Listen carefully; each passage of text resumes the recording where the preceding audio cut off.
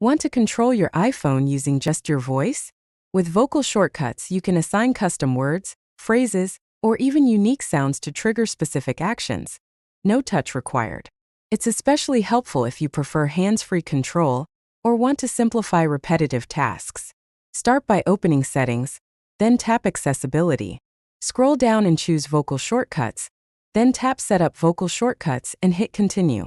You'll be given the option to link your shortcut to a Siri request or select from a list of built-in actions, like scrolling, tapping, or navigating your device.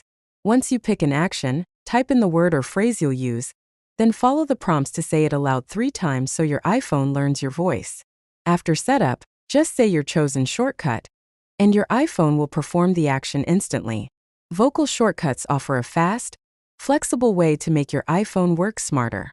If this helped, tap like, comment with the shortcut you plan to use first, and subscribe for more quick iPhone tutorials.